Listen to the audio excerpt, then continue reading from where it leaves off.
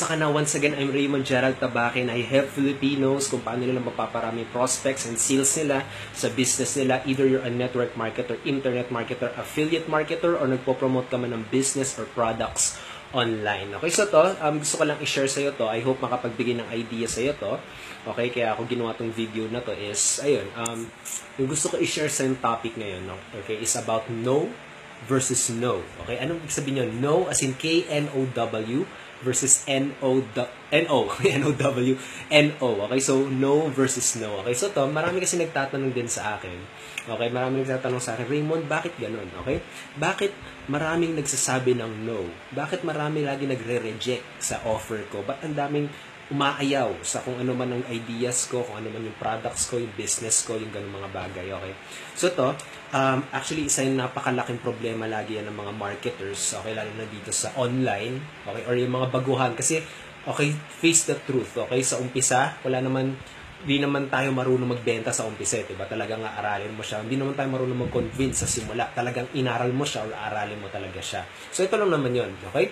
Para ikaw, okay? Para dumami, yun ang mag-yes sa'yo. Para dumami, yung mga mag-a-approve or tatanggap sa kahit ano man ang business or offer na ginagawa mo. Or ideas man yan, okay? Or sabihin natin, nagpapaalam ka man lang na lumabas. Okay? Nagpapaalam ka man lang ng allowance. Gusto mo ng allowance, okay? Para magawa mo yun, kailangan meron ka nung K at saka W ng no. Okay? So, no, di ba? Ano ba yung K? K is knowledge. W is wisdom. Okay? Kapag wala ka ng dalawang yun, okay, lagi mo matatanggap is no. Okay? Ibig sabihin, okay, kapag ikaw, okay, palagi mo natatanggap ang rejection, palagi mo natatanggap ang no. Okay? Ibig sabihin, may something, okay, may knowledge at saka may skill ka pa na hindi pa nalalaman kung paano mo siya magagawa. Okay, kasi bawat negotiation yan, bawat pakikipag-usap sa tao, may process yan, may strategy yan. Okay? Iba naman siguro yung pamamaraan mo kung paano mo kakausapan ng isang tao para ilibre ka. Okay? Ilibre ka ng kaibigan mo kumain ng lunch kaysa sa mga taong ino-offera mo ng business mo. Diba? So, kailangan, okay, kapag yung business mo, okay, is sabihin natin focus ka sa offline, kailangan alamin mo at masterin mo yung process kung paano mag-invite sa offline, paano mag-close ng sales sa offline. Okay, kapag ikaw naman ang business mo ay 100% online, kailangan alamin mo, pag-aralan mo, alamin mo yung process. Okay? Kung paano nagwo-work yung online system mo, yung online business mo, paano mag-close ng sales sa online, paano yung process sa online. Kasi ibang online sa offline, magkakaiba yan. Okay? So, in order for you, para mabawasan ang mag-no sa'yo, para dumami ang papayag sa'yo, dadami ang mag-o-o sa'yo, dadami ang mag-close ng sales sa'yo, okay? Kailangan alamin mo yung proper knowledge and wisdom at doon mo i-apply. Okay? Kasi kapag walang knowledge and wisdom, okay, makukuha mo is NO, no.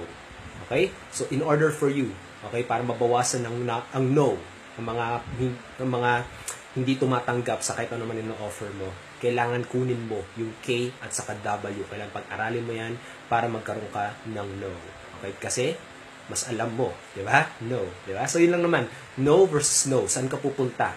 Okay? Kapag lagi mo natatanggap ang NO, no, okay, kailangan hanapin mo yung KW para maging knowledge. Okay? Para alam mo kung paano mo gagawin. Okay? Alam mo kung paano ka magkakasale. Okay? So yun. I hope na nakatulong sa'yo itong concept na to. I hope nakatulong sa'yo itong topic na to. Kasi promise, okay, napakalaking bagay talaga ng knowledge and wisdom dito sa business natin. Kapag lagi ka nag-fail, kapag lagi kang nare-reject, okay, may something na kailangan mong alamin. May something na kailangan mong hanapin. Okay, may reason kung bakit di ka pa nagkakaroon ng success. May reason kung bakit di ka pa nagkakaresulta. Kasi hindi mo pa nakikita yung solusyon.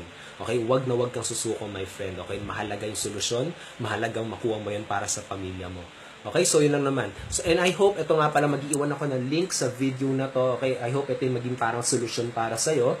Okay, ito yung free training na ginawa ko kung paano mo gagawin tong online system na ginagawa ko. Okay, kung paano mo sisimulan ng pagiging online marketer. Okay, tuturuan kita doon kung paano ka gumawa ng autoresponder, tuturuan kita doon paano gumawa ng landing page, ng traffic, Facebook marketing. Okay, i-click mo lang yung link na yan at sundan mo yung instructions, and I hope, okay, I hope ito yung magiging solusyon para sa'yo. I-click mo lang yan and follow the instructions. It's 100% free. Wala akong hihingin sa'yo. Sundan mo lang, okay? So yun lang naman. I hope na nakatulong sa'yo to. This is once again Raymond Gerald Tabaque. I hope magkita ulit tayo sa next video. Have a great day, have an awesome day, and God bless you, my friend. Kayang-kaya mo to. This is the year 2016. Okay? Sa'yo na yan. Okay? Angkinin mo na yan. Okay, sila naman. Have a great day and bye.